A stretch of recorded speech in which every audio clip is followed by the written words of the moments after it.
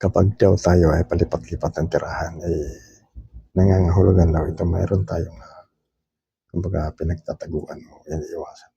Siguro baka yung mga iba dyan ng mga nakagawa ng mga kasalanan na nalabag nila ang batas ng ating pamahalaan, parang masasabi natin yung mga kriminal dyan talagang magtatago yan. Kaya ito yung mga tao na madalas na palipat-lipat ang tirahan. Pero may mga iba naman na mga tao dyan na kaya sila lumilipat ng tirahan para pa naghahanap ng magandang kinabukasan. Kung nakitaan naman nila sa isang lugar na wala naman silang talagang natatanaw na magkaroon sila ng kaunlaran sa buhay, ito talagang kanilang iniiwanan o nilalayasan talaga.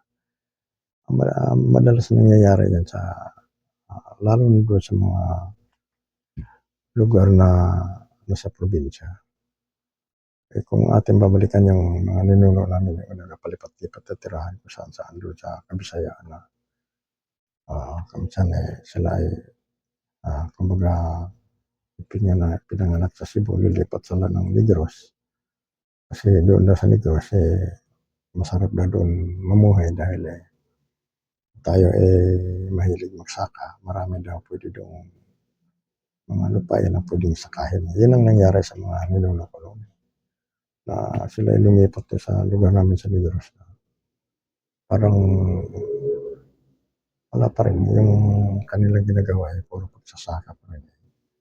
Parang nakikita ko rin parang yun pa rin ang pinapamana nila sa kanilang mga anak.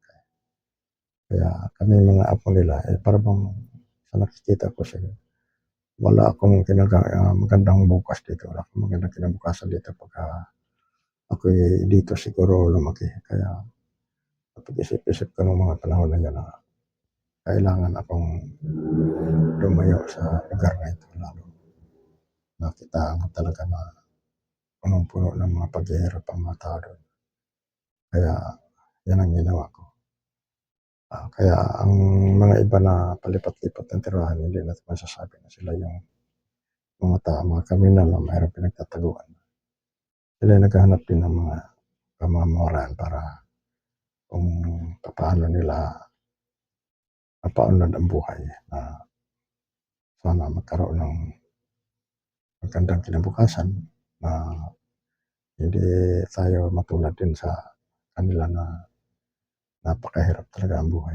Kaya ito nga, yan ang ginawa ko na ako'y lumayo na sa probinsya.